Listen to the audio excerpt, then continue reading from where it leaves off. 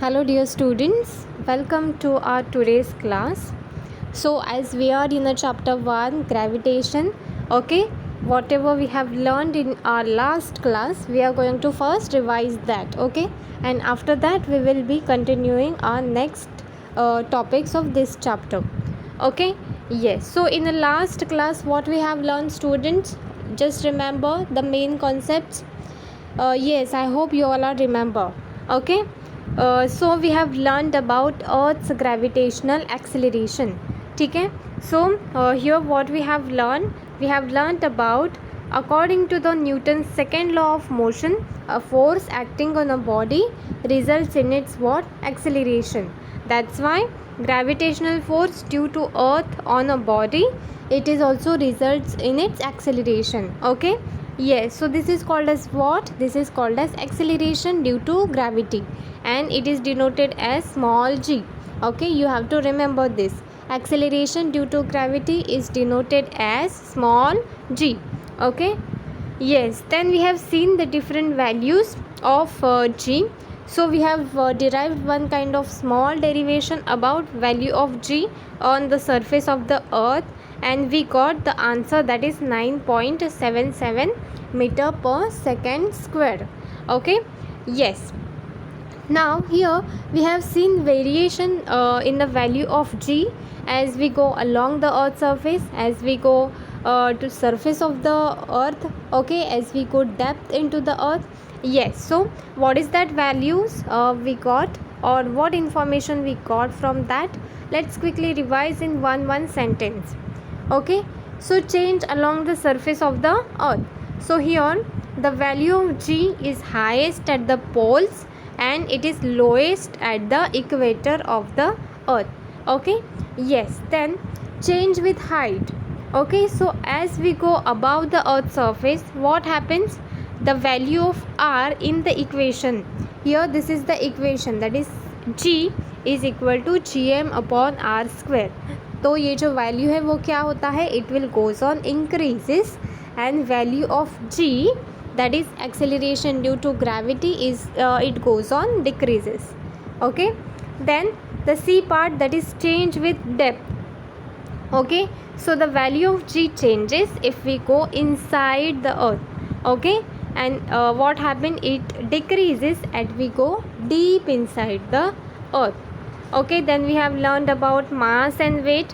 Okay, यहाँ पर मास का जो है वो SI यूनिट क्या है? kg. It is a scalar quantity and its value is same everywhere. Okay, so weight का क्या है? SI यूनिट है Newton. It is vector quantity. It has both magnitude and direction. Yes, and it's the weight of an object is changes from place to place. Okay, mass क्या रहता है? Same रहता है, but weight जो है that will goes on changing. Okay.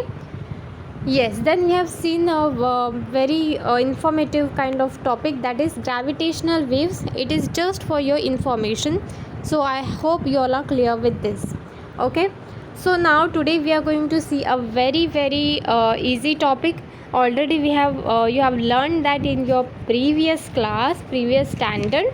Yes, and that is a free fall. Okay, free fall. So here we are going to take one example, that is what we have to do, we have to take a small stone. Okay, and we have to hold that in our hand.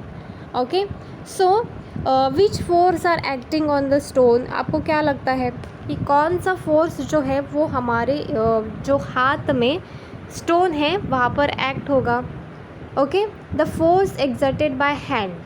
Okay, तो यहाँ पर हमने हमारे hand में एक stone पकड़ा है, तो हमारे हैंड का जो फोर्स हमने लगाया है वो उस पे स्टोन पे क्या होगा? एक्सर्ट होगा. Okay, now if we release the stone, then what happened? Then what you observed? If you release the stone, then what you feel? What will happen? ये जो स्टोन है वो डाउनवर्ड डायरेक्शन में नीचे जाएगा, ऐसे अर्थ के वहाँ पर, ओके, ज़मीन पर जाएगा. Yes, so that means now which force is acting upon it? Obviously the gravitational force. Okay, the gravitational force is acting over here, and that's why it is moving in the downward direction. Okay, yes. So when we are holding the stone in our hand, what happened? The stone was experiencing the force of gravity. Okay, and it was balanced by a force that we were applying on it in opposite direction. मतलब हमारे हाथ का जो force है वो जो है वो भी वहाँ पर क्या होता है, बैलेंसिंग के लिए फोर्स रहता है. ओके, हमने वो स्टोन हमारे हाथ में पकड़ा है इसीलिए वो नीचे नहीं जाएगा. जब हम उसको रिलीज़ करेंगे तभी वो नीचे जाएगा. ठीक है. So as a result the stone remains at rest. Okay, यहाँ पर स्टोन क्या है, कोई एक्शन नहीं हो रहा है, stone remains at rest. Once we release the stone from a hand, the only force that acts on it is gravitational force. Yes, and that's why the stone falls in downward direction. Okay, समझा यहाँ तक? Very very easy. Okay, so what is the definition of free fall? That is whenever an object moves under the influence of force of gravity alone, it is said to be falling freely. Okay, जब हम stone को release करेंगे तब क्या होगा, वो freely fall करेगा नीचे की डायरेक्शन में. Yes, so that is a stone is in free fall state. Okay, because it is falling freely. Okay, so in a free fall initial velocity of object जो होता है वो ज़ीरो रहता है. इनिशियल वेलोसिटी जो होता है वो ज़ीरो रहता है एंड वो इंक्रीज़ होता है due to acceleration due to gravity on the earth. Okay, yes, a very easy concept, definition very very important. Okay, yes. So for the free fall the initial velocity u is equal to 0 and acceleration g. a जो है उसकी जगह पे हम क्या लिखेंगे, g. Okay, because it is called as acceleration due to gravity. So thus we can write the equation. अभी हमारे पास here you can see v is equal to u plus a t ये है, बट हम क्या करेंगे, u की जगह पे 0 लिखना है एंड a की जगह पे g लिखना है. Then what we will get, यहाँ पे u की जगह पे 0 लिखा तो 0 ही होगा and v is equal to a t की जगह पे g t. Now s is equal to u t plus half a t square. Here we will get what, s is equal to half g t square. Okay, यहाँ पर u की जगह पे 0 लिखेंगे तो पूरा का पूरा कैंसिल हो जाएगा. Now v square is equal to u square plus 2as. तो यहाँ पर what we will get, v square is equal to 2gs. Okay, we have to put this values in this equation. Okay, so here for calculating the motion of object thrown upward, acceleration जो होता है वो negative ही रहता है. तो students, moon and artificial satellites जो होते हैं they are moving only under the influence of force of gravitation field of the earth and that's why they are in a free fall state. Okay, but वहाँ पर velocity होती है इसलिए वो नहीं फॉल होते हैं. Okay, but they are in a free fall state. ठीक है. Yes, so this is about your free fall. So here in page number 11 do you know करके आपको कुछ दिया है. that is Galileo is said to have performed one experiment, okay, in Italian city of Pisa. तो उन्होंने क्या किया, he dropped 2 spheres of different masses from the leaning tower of Pisa to demonstrate that the spheres reached the ground at the same time. Okay, तो यहाँ पर feather है and stone है, तो उसका हमें क्या करना है, एग्ज़ाम्पल लेके देखना है कि दोनों भी है वो अगर हम फॉल करेंगे तो सेम टाइम पे अर्थ के ऊपर फॉल हो जाएंगे. So what we are going to do, that is when we drop a feather and a heavy stone at the same time from height, they do not reach the earth at the same time. Obviously feather जो है वो float होगा, एकदम slowly float होके नीचे की तरफ जाएगा. येस, एंड स्टोन जो है जैसे ही हम रिलीज़ करेंगे वैसे स्टोन जल्दी से नीचे ही जाएगा और वो रेस्ट में हो जाएगा। Okay, so but recently scientist ने एक्सपेरिमेंट परफॉर्म किया इन वैक्यूम में उन्होंने देखा and it shows that feather and a stone Indeed reach the earth at the same time. Okay, but कहाँ पर? वैक्यूम पे। जब हम करेंगे तब टाइम जो है डिफरेंट हो जाएगा। Okay, so that is one kind of do you know करके you have given this kind of information. Now we are moving towards the next topic, that is gravitational potential energy. Okay, you all know that what is potential energy? Yes, we have already seen this and we have taken this in our revision videos also. Okay, so here gravitational potential energy, that is the energy stored in an object because of its position or state. Okay, उसकी position की वजह से और state की वजह से जो energy store होती है that is called as what? Potential energy. Okay, and this energies increases as we go to the greater heights from the surface of the earth. जैसे ही हम हाइट से ऊपर जाएंगे तब क्या होगा? ऑब्जेक्ट का पोजीशन चेंज होगा. येस, एंड तब एनर्जी भी ज़्यादा लगेगी. Yes, so energy increases. So here we have to assume something, that is a potential energy of mass m. यहाँ पर हमने मास कितना लिया है? m, एंड हाइट जो है उसको स्मॉल h से डिनोट किया है from the ground. Then what we will get? The answer is mgh.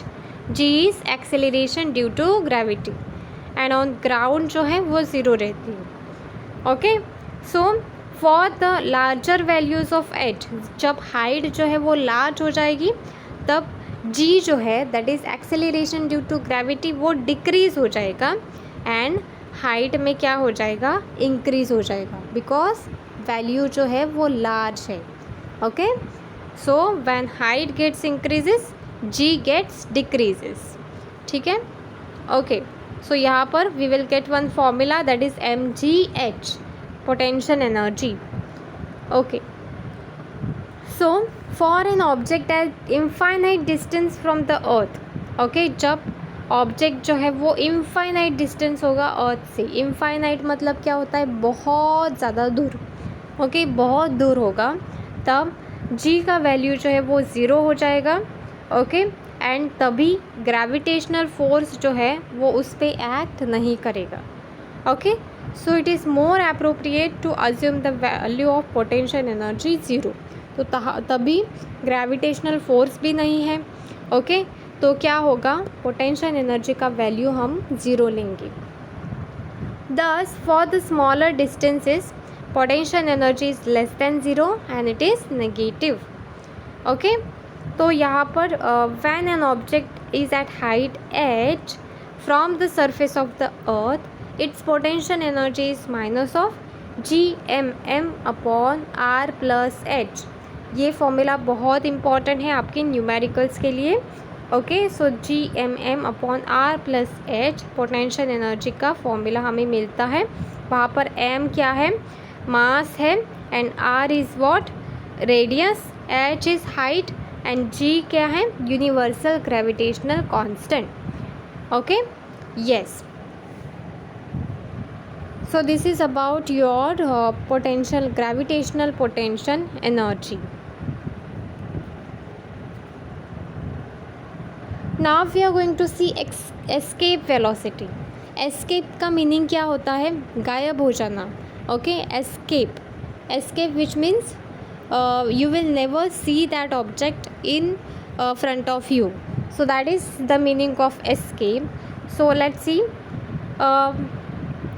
So students, we have seen that when a ball is thrown upward, okay, its velocity decrease हो जाती है because of the gravitational force of the earth. Yes, so the velocity becomes 0 after reaching a certain height and after that the ball starts falling down. Okay, जब हम ball को upward direction में throw करते हैं तब क्या करते हैं? उसकी वेलोसिटी डिक्रीज़ हो जाती है. और ऐसा पॉइंट होता है जब उसकी वेलोसिटी जो है वो ज़ीरो होने के बाद वो क्या होता है, वो ऑब्जेक्ट जो है वो नीचे की तरफ फॉल होने लगता है। Okay, so its maximum height depends upon its initial velocity. Initial velocity मतलब इनिशियल हम जितनी एनर्जी लगाएंगे उतना ही वो ऑब्जेक्ट ऊपर की तरफ जाएगा। यस, अगर हमने इनिशियल वेलोसिटी बहुत कम लगाई तो थोड़ा ऊपर जाके फिर नीचे आ जाएगा, बट अगर हमने ज़्यादा लगाई initial velocity, that is initial energy, then the object will goes from a greater height. So according to Newton's third law of equation of motion, we get v square is equal to u square plus 2as. okay, तो v is क्या है, final velocity of the ball, that is 0.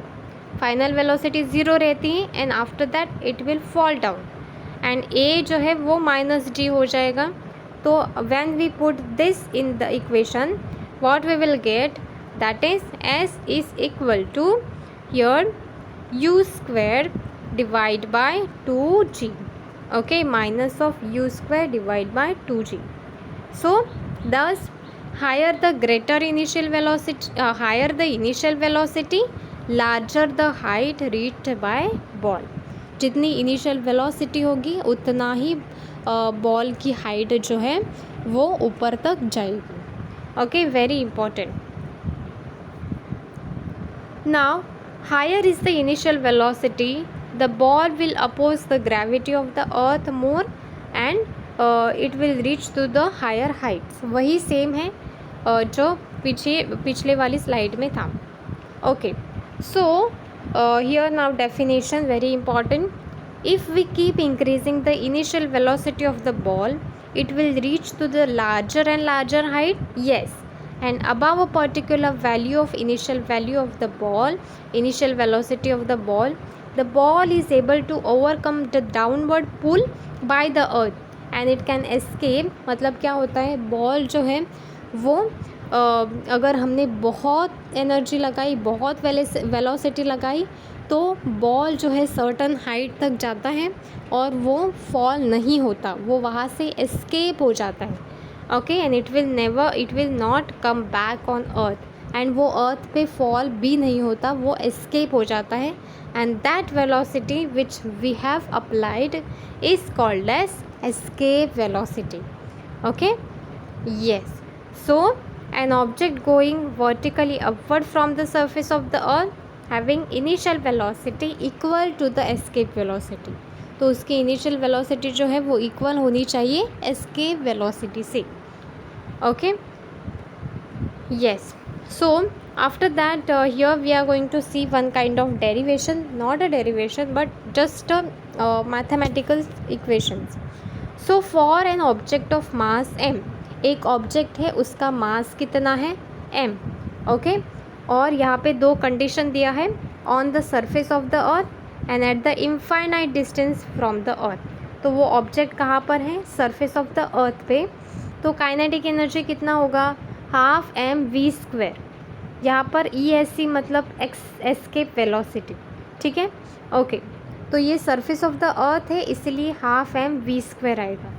पर यहाँ पर देखो infinite distance है, कितना distance है वो हमें नहीं पता, तो जब इन्फिनिटी पे होता है तब उसका वैल्यू ज़ीरो रहता है।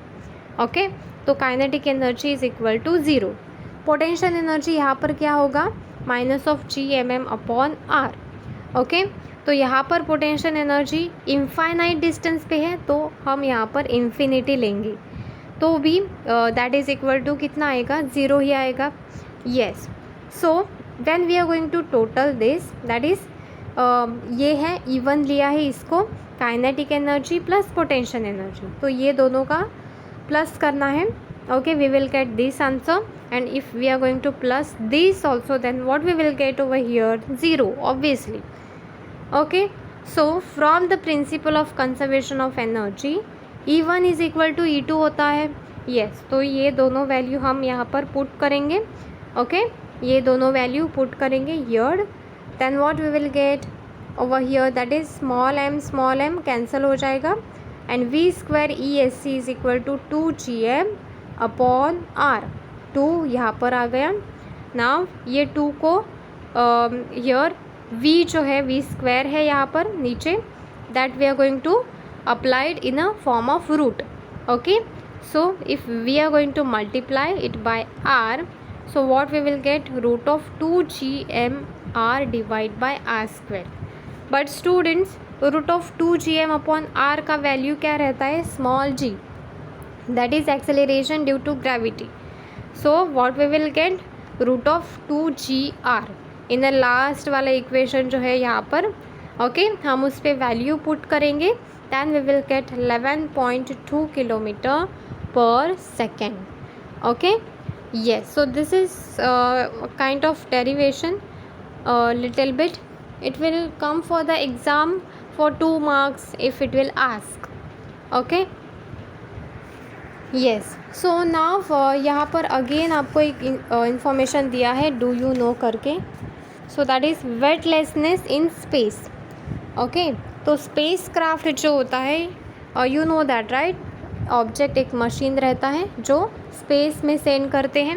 Okay, so space traveller as well as objects in the spacecraft appear to be floating.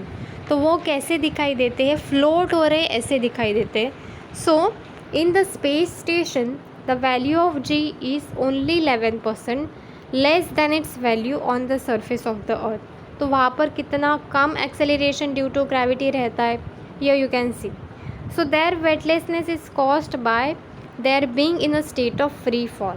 तो वहाँ पर फ्री फॉल के स्टेट पे रहते हैं, दैट्स वाई वो वेटलेसनेस ऐसे फ्लोटिंग की तरह हमें दिखाई देती है. ओके, दो the spacecraft is not falling on the earth because of its velocity. उसकी वेलोसिटी की वजह से वो क्या करते हैं, वो अर्थ पे फॉल नहीं होते. Okay, but the force acting on it is gravitational force of the earth and therefore it is in a free fall. Okay, so the velocity of the free fall is same for spacecraft, the space travelers, okay, and the object in the craft. Basically हमें यहाँ पर इतना ही दिया है कि space में जो space craft और वो सेंड करते हैं वो हमें कैसे दिखाई देते हैं, फ्लोटिंग हो रहा है ऐसे, बट वो फॉल नहीं होते because of its velocity. Okay, yes, so this is about, so here what is written, if the traveller release an object from the hand it will remain stationary with respect to herd and will appear to be weightless. वो stationary रहेंगे, fall नहीं होंगे. Okay, yes, so this is about your today's class. Today we have learned about escape velocity, gravitational potential energy, free fall, and now the weightlessness in space. Thank you.